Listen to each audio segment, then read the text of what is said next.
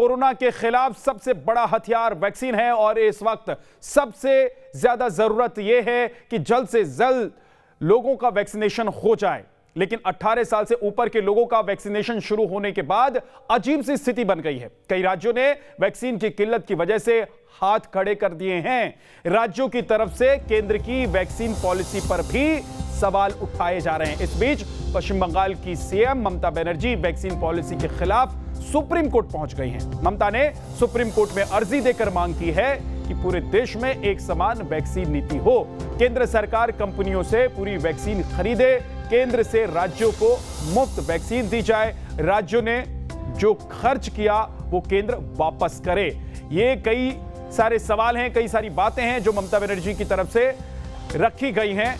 और आपको बता दें कि अभी जो अर्जी सुप्रीम कोर्ट में ममता बनर्जी की तरफ से दी गई है उसमें क्या क्या कहा गया है। पूरे देश में एक समान वैक्सीनेशन हो, केंद्र सरकार कंपनियों से पूरी वैक्सीन खरीदे और केंद्र से राज्यों को मुफ्त वैक्सीन दी जाए। साथ ही उन्होंने कहा है कि राज्यों ने जो खर्च किया वो केंद्र वापस करे। मौजूदा वैक्सीन नीति के खिलाफ सुप्रीम कोर्ट में ममता बनर्जी की तरफ से यानी कि पश्चिम बंगाल सरकार की तरफ से एक अर्जी दायर की गई है। पूरे देश भर में वैक्सीन को लेकर एक नीति की बात कही गई है। साथ ही ममता बनर्जी ने मुफ्त में वैक्सीन दिए जाने की मांग भी रखी है, इसकी भी अपील उन्होंने की है। और राज्यों की तरफ से अभी तक वैक्सीन को लेकर जो पैसे कंपनी को दिए गए हैं या खर्च किए गए हैं वो पैसा केंद्र सरकार राज्यों को वापस दे, ये कहा गया है।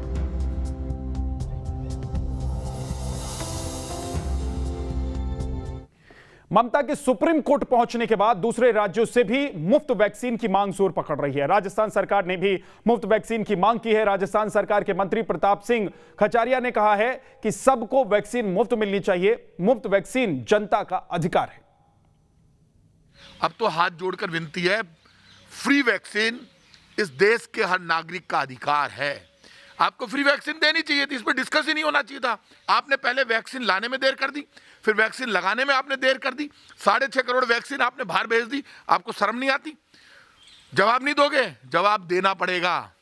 और मैं आज आपसे कह रहा हूं, पाप का कोई हिसाब किताब नहीं होता और हिसाब किताब करने वाला इंसान भी कोई नहीं होता, लेकिन भगवान होता है। वो किसी न किसी वाया मीडिया पावर अपनी दिखाता है। और आज मैं आपसे कह रहा हूं, जो जीएसटी वैक्सीन के ऊपर भी जीएसटी लगा दी, जैसे ही बंगाल के चुनाव खत्म हुए पेट्रोल डीजल महंगा करना चालू कर दिया। पहले क्यों नहीं कर रहे थे आप पेट्रोल डीजल महंगा? 1 रुपया आप देते नहीं हो। ये हिंदुस्तान का जो खजाना है किसका है? आप इस वक्त तो खजाने के गेट खुल जाने चाहिए थे। ऑक्सीजन के लिए तड़फ रहे हैं लोग। ऑक्सीजन का मैनेजमेंट अपने हाथ में ले लिया और ऑक्सीजन का मैनेजमेंट अपने हाथ में ले लिया। कहते हैं केंद्र सरकार ऑक्सीजन बांटेगी, ऑक्सीजन भी आप बांटोगे। तो वैक्सीनेशन को लेकर पश्चिम बंगाल सरकार की तरफ से सुप्रीम कोर्ट में अर्जी दायर की गई है। हमारे साथ एक पूरा पैनल है, खास मेहमान है, आपसे तारुफ करवा देते हैं उनका। Manoj Gairola, editor in chief, हमारे साथ जुड़ गए हैं। बहुत बहुत स्वागत है सर आपका। Doctor R S. चहल गंगाराम अस्पताल से हमारे साथ जुड़े हैं। संजय सरकार, टीएमसी के नेता, हमारे साथ जुड़ गए हैं। सबसे पहले मनोज गैरोला जी, सर मैं आपके पास आता हूं। अभी कई राज्यों से ऐसी हमारे पास भी रिपोर्ट आई है और राज्यों की तरफ से भी कहा गया है कि उनके पास वैक्सीन नहीं है, इसलिए वो इस वैक्सीनेशन प्रोग्राम को 18 साल से ऊपर के लोगों को जिन्हें वैक्सीन लगाना है उसको वो या तो चला नहीं सकते हैं या पार्शियल चलाएंगे, कुछ जिलों में चलाएंगे। सबसे बड़ी समस्या यह है कि अभी वैक्सीन का इंतजाम हो कैसे, और ये जो वैक्सीन पहुंच रही है अलग अलग राज्यों में, इसको लेकर अब मांग ये भी उठने लगी है सर कि मुफ्त में वैक्सीन प्रोवाइड कराई जाए।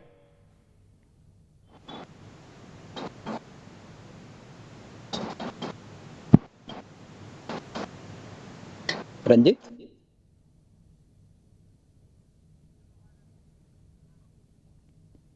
मनोज जी तक आवाज नहीं पहुंच रही है, उनसे जुड़ने की कोशिश करते हैं। टीएमसी के नेता संजय सरकार हमारे साथ जुड़ गए हैं, उनके पास चलते हैं। संजय जी, आप लोग कह रहे हैं कि एक तो मुफ्त में वैक्सीन दीजिए, दूसरी बात यह है कि सभी राज्यों के लिए एक तरह की नीति हो। तो नीति तो एक ही तरह की है। अभी जो 18 साल से ऊपर के लोग हैं उनके लिए राज्यों को कहा गया है कि आप वैक्सीन खरीदें। तो अभी आप लोगों की दिक्कत क्या है? आप लोगों ने जो सुप्रीम कोर्ट में अर्जी दायर की है उसमें क्या कहा है आपने? आप लोगों को क्या चाहिए?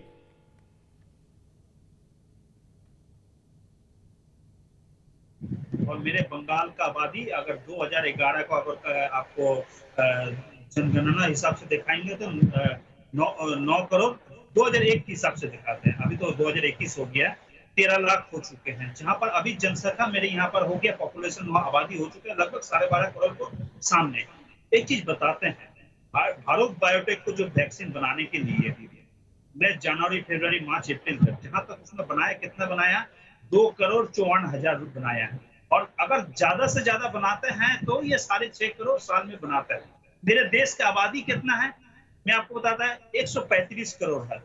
इस ढंग से चलते रहेंगे तो मौत के जो अभी ये होते रहे, जो रैली निकल रहा है, तो रुक नहीं पाएंगे सेंट्रल गवर्नमेंट। मैं आपको बता रहा है, मोदी जी यहाँ पर टोटल मैं आपको बोलेंगे, अगर हेल्थ मिशन में है तो पूरा फेल, इनके पास में एक्सपर्ट नहीं है अच्छा जो उसको सलाह देंगे जो इस तरह से। क्यों आपको मैं बताता, सेल के पास में 11,000, सेल मतलब steel authority of India limited के पास में 11,000 मेट्रिक टन ऑक्सीजन है। हम लोग जब पूछे आप ड्यू क्यों नहीं दे रहा है, तो बोल रहा है मेरे पास ट्रांसपोर्ट का व्यवस्था नहीं है, मतलब टैंकर नहीं है।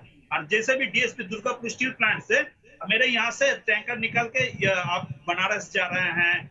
सर ऑक्सीजन की भी बात कर लेंगे, लेकिन सबसे पहले वैक्सीन को लेकर आप लोग बता दीजिए कि सुप्रीम कोर्ट में आप लोग क्या क्या मांग लेकर गए हैं, आप लोगों को केंद्र सरकार से क्या क्या चाहिए? देखिए, केंद्र सरकार से जो वैक्सीन है इसको इमीडिएटली हर घर में पहुंचना बहुत जरूरी है। दूसरा नंबर, ऑक्सीजन की जो व्यवस्था, देखिए दीदी ने हर हॉस्पिटल में प्लांट बैठा दिया है, इसको समस्या से हम लोग निकाल रहे हैं।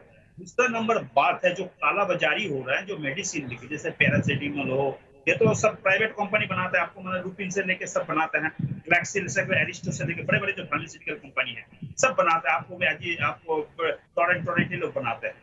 लेकिन काला बाजारी बिल्कुल बंद होना चाहिए और सरकार से फरमान होना चाहिए, हर घर में फ्री में वैक्सीन दिया जाए और फ्री में मेडिसिन का व्यवस्था किया जाए।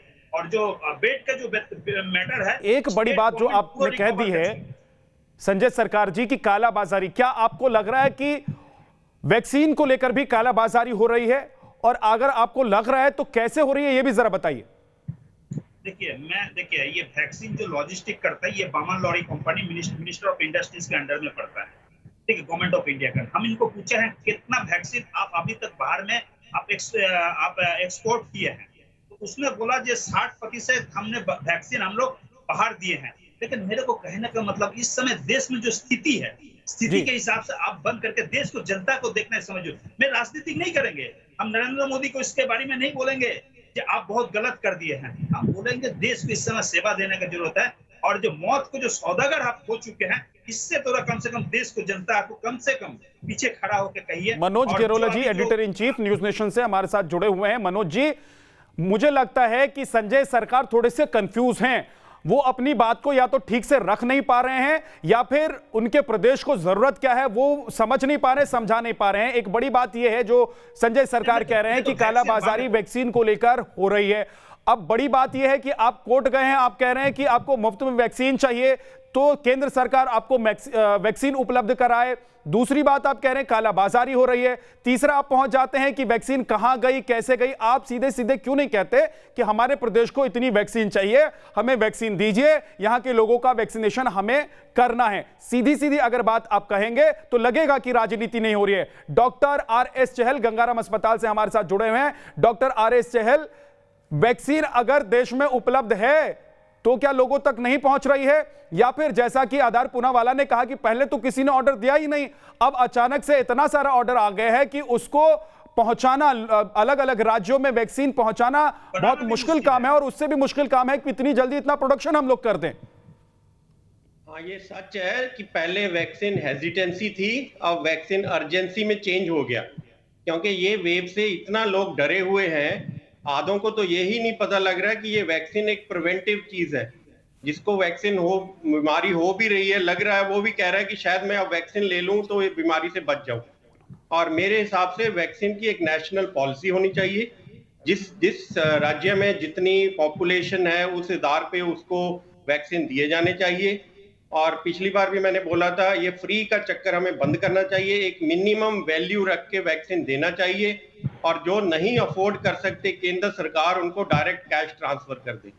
200-300 रुपए में वैक्सीन खरीदने में किसी को झिझक नहीं होगी, तो ये एक अच्छा है। हम 70 साल से फ्री के चक्कर में घूम रहे हैं, हर एक पार्टी हमें फ्री कह कह के वोट ले रही है, आज तक फ्री में मिला तो कुछ नहीं है। वैक्सीन एक बहुत बड़ी जरूरत है, तो इसको हमें सब तक पहुंचाना है। सहमत नहीं है, ये बात के साथ हम सहमत नहीं है। बंगाल में मेडिसिन फ्री दिया जाता है हर हॉस्पिटल में, आपको जानकारी नहीं है। और वहाँ पर फेयर प्राइस एक शॉप भी खोला गया है जहाँ पर 100 रुपया का कीमत होता है, वहाँ पर 33 रुपया। जो दे नहीं सकते हैं उसको फ्री में पूर्ण मेडिसिन मिलता है हर हॉस्पिटल। वहाँ पर सुपर स्पेशलिस्ट हॉस्पिटल बनाए दिए गए। बंगाल में कोई भी हॉस्पिटल में आप नहीं देखेंगे एक बेड में 3 आदमी सोए हुए इस समय। और वो ये भी नहीं देखिएगा कि एजिथ्रोमाइसिन पैरासिटामोल और डॉक्सीनेट देने के बजाय में उसको मुंह में गोमूत्र दिया जा रहा है, जिस गुजरात में जो चीज हो रहा है। मैं आपको साथ में ये चीज सहमत बिल्कुल नहीं है। जो बंगाल में चावल दाल से फ्री से मेडिसिन भी फ्री दी जा रहा है, ये आपको बिल्कुल बंगाल के बारे में और संस्कृति के बारे में जानकारी नहीं है। हम आपको खिलाफ नहीं बोल रहे, हकीकत हम बता रहे हैं। आप अगर आरटीआई कर दीजिए, कुछ भी कर दीजिए, करके बंगाल की जनता का खबर ले लीजिए क्यों दीदी को बंगाल का जनता पसंद करती है, आपको मालूम पड़ जाएगा क्यों किए हैं। ये चीज बताता, हर आदमी को अभी नौकरी भी जा रहा है धीरे धीरे। अभी मालूम है यहाँ पर झूठ इंडस्ट्रीज में 50,000 आदमी को नौकरी चल गया ड्यू टू सेंट्रल झूठ पॉलिसी के खिलाफ ये लोग जाके किया है। और झूठ इंडस्ट्रीज में मिनिस्टर ऑफ टेक्सटाइल की तरफ से इसको कुछ भी हेल्प नहीं संजय जी, क्या आपको ऐसा नहीं लग रहा कि अभी वो वक्त नहीं है जिसमें आप राजनीति करें? आप सीधे आपके प्रदेश की जनता की क्या मांग है और देश की जनता क्या चाहती है उसको लेकर बात करने की बजाय अगर एक दूसरे के ऊपर आरोप और प्रत्यारोप लगाते रहेंगे। पश्चिम बंगाल में लोगों की नौकरी कैसे चली गई, पश्चिम बंगाल में लोग पिछले 10, 12 या 15 साल से क्यों बेरोजगार हैं, इस पर अभी वक्त है क्या बात करने का, या फिर बात आप वैक्सीन की करेंगे? अगर आप चाहते हैं कि आपके प्रदेश की जनता को वैक्सीन लगे तो वैक्सीन की बात होनी चाहिए ना सर। देखिए मेरे यहाँ पर मोबाइल, आपको मतलब ये मोबाइल सिलेंडर घूम रहा है चारों तरफ से, जिसको जरूरत है। ये आपको पता है कि नहीं मालूम नहीं है। चारों तरफ से हर जहाँ म्यूनिसिपैलिटी जहाँ पंचायत एरिया में घूम रहा है और फोन नंबर देकर सूचित कर दिया गया यहाँ पर आपको ऑक्सीजन की जरूरत है, आपको तुरंत आपको घर के सामने ऑक्सीजन पहुंच जाएंगे। ये सेवा तो दीदी दे ही है ना।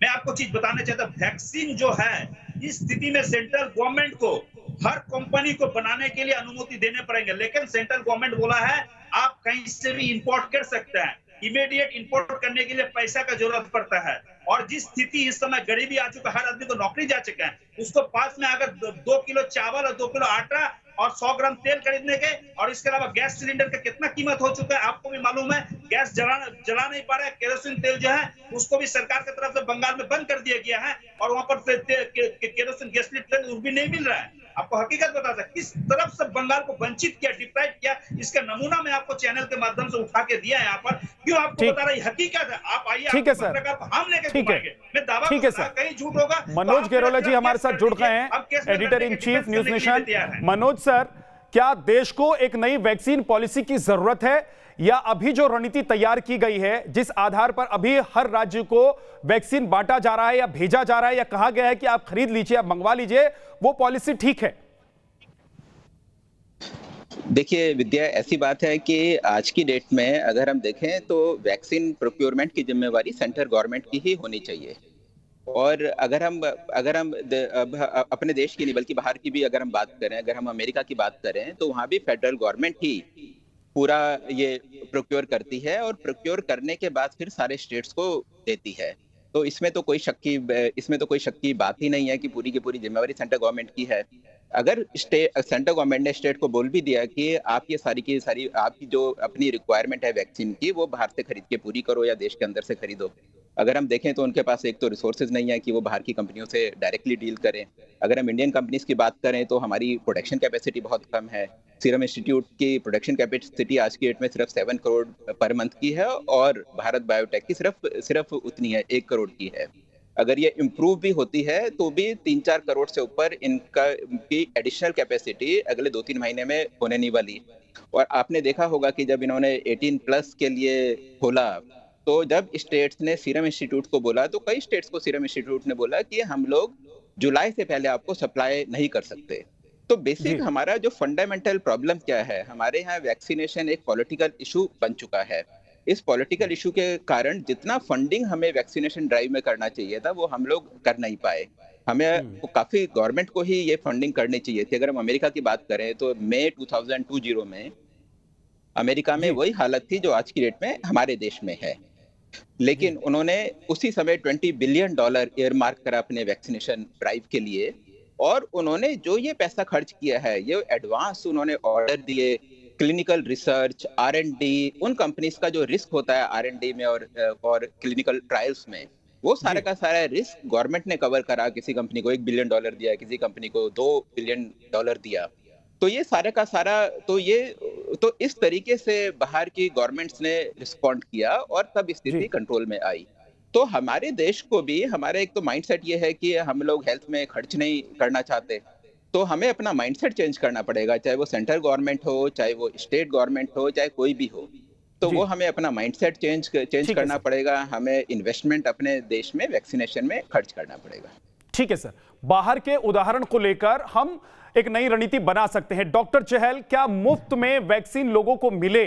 और लगता है कि ये एक जायज सवाल है और ये सवाल ऐसा सवाल है जिसका उत्तर केंद्र सरकार को खुद ही दे देना चाहिए। केंद्र सरकार को यह मानकर चलना चाहिए कि पूरे देश में अगर महामारी है और इस महामारी से देश की जनता को निकालना है तो फिर मुफ्त में वैक्सीनेशन जरूरी है। मनोज जी हमारे साथ डॉक्टर चहल नहीं है, मैं एक बार फिर से आपके पास आता हूं कि क्या मुफ्त वैक्सीन की मांग जायज है और कितनी जायज है सर ये? दूसरी बात यह है कि केंद्र सरकार को यह पहल अब कर लेनी चाहिए इससे पहले कि बहुत देर हो जाए। मैं आता हूं संजय जी आपके पास। देखिए, ऐसा है कि 45 प्लस वालों के लिए तो जो ड्राइव है वो मुफ्त है ही, इसमें तो कोई शक की मतलब ये तो हमारी स्टेटेड पॉलिसी है। लेकिन जो पैसे देने की बात है वो 18 और 45 से बीच के जो लोग हैं उनके लिए है कि वो उन लोगों के लिए स्टेट गवर्नमेंट को पैसा देना है, जो कि स्टेट गवर्नमेंट डायरेक्टली खरीदेगी। लेकिन देखिए विद्या, एक और चीज है, हम लोग अपने पब्लिक को मुफ्त दें या सब्सिडाइज रेट में दें, लेकिन एक बहुत बड़ी चीज है कि जो कंपनियां जो इसको प्रोड्यूस कर रही हैं उनको हमें कम पैसा नहीं देना चाहिए, क्योंकि क्योंकि इसके नए वेरिएंट आने वाले हैं और R&D एक बहुत ही कॉस्टली अफेयर है। R&D में बहुत ज्यादा पैसा खर्च होता है और हमारे देश में जो एक और जो मेजर प्रॉब्लम है जो कि हिस्टोरिकली चली आ रही है और आज की डेट तक चेंज नहीं हुई है, हम लोग R&D में पैसा खर्च नहीं करते हैं। आज की डेट में भी हमने 100,000 करोड़ रुपीस अपना पिछले बजट में वैक्सीनेशन के लिए रखा, तो उसमें से जो R&D का जो खर्चा है वो सिर्फ 900 करोड़ का है, जबकि आप देखें कि एक कंपनी को ही billions of dollars American government ने सिर्फ R&D के लिए दिया है। जी सर, यानी कि भविष्य को देखते हुए, रिसर्च एंड डेवलपमेंट को देखते हुए हमें वैक्सीन लगाना भी अपनी जनता को, तो फिर उसकी एक कॉस्ट, उसकी एक कीमत ऐसी होनी चाहिए जिससे कि कंपनियों को नुकसान ना हो। वो भविष्य को देखते हुए अपने रिसर्च को भी आगे बढ़ाएं। संजय सरकार जी, अगर जैसा कि मनोज जी कह रहे हैं कि अगर जो रिसर्च कंपनियां हैं या फिर वैक्सीन बनाने वाली कंपनियां हैं उन कंपनियों को पैसा नहीं पहुंचेगा जिसकी मांग आप लोग कर रहे हैं कि मुफ्त में आप वैक्सीन दीजिए, तो फिर वो आगे भविष्य की रणनीति वो नहीं बना पाएंगे। तो क्या आप लोगों को लग रहा है कि भाई केंद्र सरकार सब कुछ कर ले, हमारे ऊपर किसी तरह का बोझ ना आए? देखिए, मनोज जी हर तरफ से एक्सप्लेन कर दिए हैं, R&D से लेके इसको अभी प्रोडक्शन के बारी से लेके, मैं इतना अच्छा एक्सप्लेन मैं कभी भी सुना नहीं है। और एक मैं आज जो सुना है, एक्चुअल में जो सुने, हम बहुत खुश हैं और मनोज जी को हम बहुत बहुत बहुत बधाई देते हैं। इस समय कम से कम जनता का आवाज उनको दिल तक पहुंचे हैं और सेंट्रल गवर्नमेंट के इसको परचेस करके, उसको रेट देके, हर कंपनी को सही रेट देके उसको जनता को बीच में डिस्ट्रीब्यूशन करना सेंट्रल गवर्नमेंट की अधिकार होता है। तो परमिशन सेंट्रल गवर्नमेंट देता है, स्टेट गवर्नमेंट के हाथ में कुछ नहीं रहता है। आपको मतलब सेंट्रल पॉलिसी के हिसाब से एकदम सही बात आपको मतलब मनोज जी एक्सप्लेन कर दिया। हमको ज्यादा बोलने के जो ना इतना अच्छा तरफ से एक्सप्लेन कर दिया, उसको बाद में अगर हम बोलेंगे तो कुछ इतना अच्छा नहीं हो पाएंगे जितना अच्छा मनोज जी कर दिया। और सेंट्रल गवर्नमेंट उस कंपनी को सही तरफ से पैसा देके अभी पब्लिक को बीच में खड़ा होना चाहिए। कुछ सीराम बोला है हम जुलाई को पहले दे नहीं पाएंगे, तब तो मेरे देश में कम से कम 10 से 15 लाख आदमी एक्सपायर कर जाएंगे। इस समय लेकिन एक चीज है संजय जी कि अभी बहुत सारे लोग ऐसे भी हैं जो कह रहे हैं कि हमारी जेब से भले ही पैसा भी खर्च हो जाए लेकिन हमें वैक्सीन मिल जानी चाहिए। तो क्या ऐसे लोगों को भी मुफ्त में वैक्सीन लगाने के नाम पर इंतजार करवाना ठीक होगा? देखिए, मैं इंतजार तो सब कर रहा है, वैक्सीन मिल कहाँ रहा है आप बताइए? जो खरीदने चाहता है उसको पास भी नहीं। मैंने कुछ हॉस्पिटल में बात किया था, इंपोर्टेड रसिया से जो आ रहे हैं, इंपोर्ट कर रहे हैं गवर्नमेंट ऑफ इंडिया, उसको कीमत 1500 से 2000 रुपए। मैंने कोई हॉस्पिटल में गया था, मैं वैक्सीन अभी तक नहीं लगाया क्योंकि मेरा 45 साल के ऊपर में उम्र हो गया, तो मेरा भी कभी कभी शुगर को भी प्रॉब्लम, मैंने को रिस्क लगता है। तो हम बोला भाई देखिए पर्याप्त परिमाण में तो नहीं है, देखिए 12 करोड़ आबादी 4-6 लाख आ गया वैक्सीन, किसको मिला और किसको नहीं मिले। और आतंक तो इंसान को अंदर में एकदम पैदा हो चुके हैं। चाहता है अगर वैक्सीन लेने से थोड़ा भी हमको रक्षा हो पाएंगे। मैं चाहता हूँ अगर पैसा से भी कहीं वैक्सीन का व्यवस्था होता है जो मतलब ये एलिट क्लास है वो तो ले लेंगे, इसके अलावा मिडिल क्लास में भी बहुत सारे आदमी पैसा देके लेने के लिए तैयार है, और जो लोअर मिडिल क्लास है उनको, जिसको पैसा नहीं है, उनको फ्री में देना चाहिए। इस हिसाब से सबको इस समय एक चीज भूलना चाहिए, मिडिल क्लास और एलिट क्लास को भूलना चाहिए। इस समय हम फ्री में नहीं लेंगे, आप गरीब को दे दीजिए, जिसको बचना बहुत जरूरी है। मेरे को किसान को बचना जरूरी है, मजदूर को बचना जरूरी है इस समय। अगर वो जिंदा रहेंगे तो मैं हिंदुस्तान जिंदा रख पाएंगे, अगर वो जिंदा नहीं रहेंगे तो मैं भी हिंदुस्तान जिंदा रख नहीं पाएंगे कहीं भी। ठीक है, बहुत बहुत शुक्रिया संजय जी हमारे साथ जुड़ने के लिए। मनोज सर आपका भी बहुत बहुत शुक्रिया। तो वैक्सीन को लेकर एक तरफ राजनीति है, दूसरी तरफ लोग ये चाह रहे हैं कि उन तक वैक्सीन पहुंच जाए, किसी भी हाल में वो वैक्सीन का पहला डोज कम से कम लगवा लें और जितनी जल्दी हो सके सेकेंड डोज भी उनको लग जाए। और इसी को लेकर अभी एक क्या नई रणनीति बनाने की बात हो सकती है। ममता बनर्जी सुप्रीम कोर्ट पहुंच गई हैं, पश्चिम बंगाल सरकार की तरफ से कई मांगों को लेकर सुप्रीम कोर्ट वो गए हैं, ताकि आने वाले दिनों में आसानी से राज्यों को वैक्सीन मिल सके और लोगों तक ये वैक्सीन पहुंच सके।